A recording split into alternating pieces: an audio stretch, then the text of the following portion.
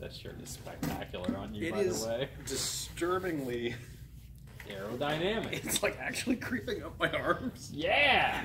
Oh my god. Oh, you missed the belly button discussion. Yeah.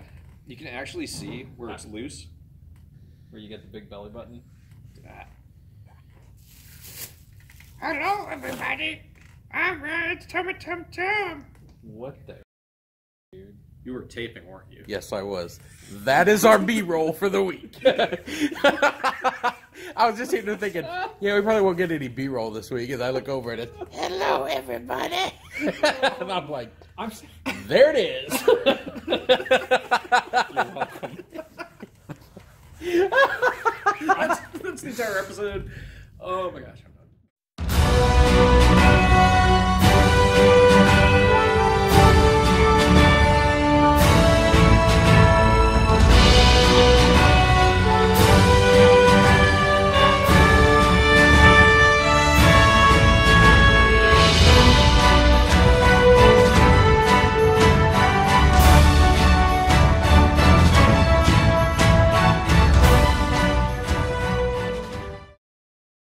Hi, and welcome to a brand new episode of Black, White, and Red All Over. My name is Ryan Seymore.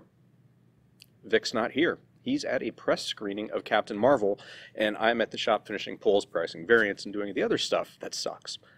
But, welcome to another episode, and we're going to do some spoiler-free comic reviews for you, and if you like what you see, subscribe, and maybe next week you'll see Vic too. Alrighty, so without Vic here, I kind of ran amok, and I've got like 8 books here. So I'm going to do some that are like real quick, like honorable mentions, and then a few of the real honorable mentions, and then we'll move to the top 3 acrylic books.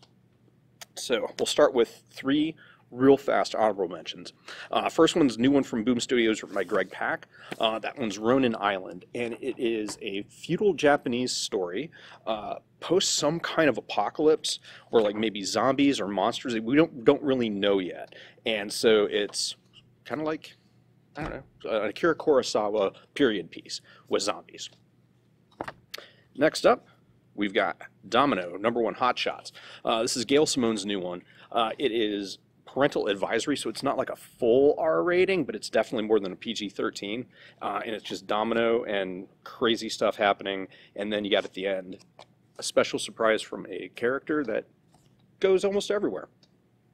Lastly, for these real quick ones, Immortal Hulk, #14, Al Ewing, Kyle Hotz. This is one of the best books that Marvel has going right now. It's just amazing. Al Ewing is doing with Hulk what Alan Moore did with Swamp Thing years ago. So it's spectacular. First 2 trades are out.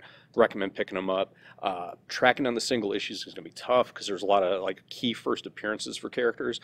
So if you're looking for the story, skip the single issues, just buy the trades. Alrighty. Now for some more in-depth honorable mentions. Let's go with Deadly Class 37. Rick Remender and Wes Carter, the two big-time creators on this. It's an ongoing series now on Sci-Fi. Showtime would be even more spectacular, but Sci-Fi is killing it. And it's the story of these kids that are going to King's Dominion School, which is kind of like Professor X's School for the Gifted, except people are being taught how to be killers, assassins, murderers. And in this particular part of the story, some characters have been captured by kind of like the loose description would be the Yakuza, and they're trying to get free. And in the process of it, a whole bunch of people die, and a lot like one of my favorite television series, Miami Vice, where the happy endings are basically only half the people die. It has a very Miami Vice ending, so I dug it a lot. And if you're current with the television series but not the comic, when you catch up to it through the trades, one of your favorite characters from the show, which I bet she is the main character. Alrighty, we got AfterShock Comics, A Walk Through Hell #8. And this one is written by Garth Ennis and art drawn by Goran Sudzuka. Where to even begin with this? It is a supernatural horror book, but also running off of like a police kind of like Law and Order kind of engine, where it's 2 police officers that have been tracking this serial killer, and they think they've caught him. They're in this warehouse that I am at this point convinced it's actually hell itself. wow. There are so many levels of human degradation in this book that even I was kind of mouth breathing at points where it was just like, is that what that person's really eating? It really explores how, like, if you're watching like Ted Bundy things on Netflix and whatnot, and you're looking for something even more horrible, I would go walk through hell. It's crazy. It's over the top. It's Garth Ennis in terms of like the over the topness and the stuff that you're just like, oh God, did they really do it? But without any of the humor that he infused into Punisher and Preacher. Alrighty, let us now go to the acrylic books. These are my top 3 picks of the week. One of them actually really surprised me, so I think I'm going to start with it. Meet the Skrulls, #1 Marvel Comics, Robbie Thompson and Nico and Rick Hahn for the art. This one was when I first saw it, and we had to order it through previews, and I'm reading it, and I'm like, okay, so it's a family of Skrulls secretly embedded and trying to do counter-espionage. I couldn't care less. Like, it just absolutely was a thing where I'm like, how many single-digit copies do I order? Like, will we actually sell any of it? And it's not as good as Vision, but it is making me look at the Skrulls and the way they function kind of in the same way that Tom King made me look at things with Vision. I'm not going to say it's there yet as like the book to read, but I was really pleasantly surprised. There's plot twists. There's the characters are actually well developed and not two-dimensional. So something I recommend checking out. After the first issue, you're either going to be in or you're out. $4. Alrighty. Next up, Doomsday Clock. DC Comics, Jeff Johns, Gary Frank. One of my chief complaints about the book has been it doesn't ship on time. And when it does, the pacing is very slow. And it's one that I honestly think that in trade paperback, when you can just sit down and read everything straight through, it's going to go really well. And one of the complaints was that stuff is very slow. Stuff finally starts happening in this issue. A group of heroes from Earth try to confront Dr. Manhattan on Mars. It's not a spoiler. It's not going to go well for him. Dr. Manhattan is godlike in his abilities. Lex Luthor starts to make himself known in terms of what he's trying to do. I don't, at this point too, I honestly don't know who the bad guy is. Like, it's one of those ones where I keep trying to figure out, and it just keeps it's compelling. And how to phrase it, actually,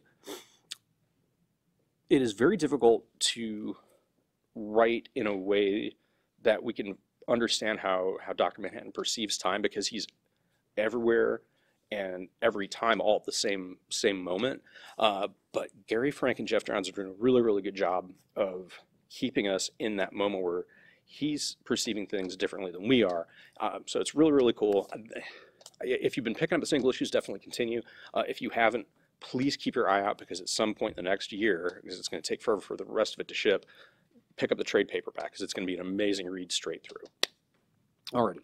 Last and certainly not least, we've got Cosmic Ghost Rider Destroys Marvel History #1. And this one's got kind of an interesting creative team. Paul Scheer, the comedian, Nick Giovanetti, and then Gerardo Sandoval are the writers and artists for it. And it felt like, initially, another thing, kind of like Meet the Skrulls, when I was in the order pack trying to decide what to order, it concerned me, because I was like, all right, Donny Cates' run on Cosmic Ghost Rider and Thanos, just amazing. So it is a cash grab. And it is a little bit to an extent, but Paul Scheer brings a level of humor to this, and from a different direction than Cates did. And I was really pleasantly surprised.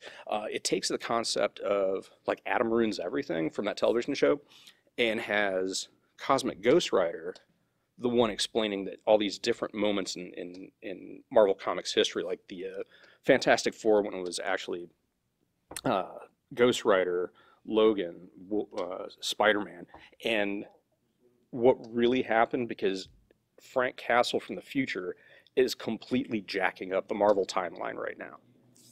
Very funny. I don't know that I'm gonna be able to look at Sue Richards again without thinking Skrull and like wanting to wash my hands. But really funny. I highly recommend that one. That's probably my pick of the week. So I would ask Vic if he has anything going on, but like I said, he's at a press screening of Captain Marvel. Next week, though, I promise you, this episode will have far more conversation and a much more stunning co-host. So if you like what you saw, hit subscribe and then click the bell. Follow us on Facebook. We have Black, White, and Red all over our Facebook page. Hit us up on Twitter, IrishRye39 and Vantage In-House. See you next week.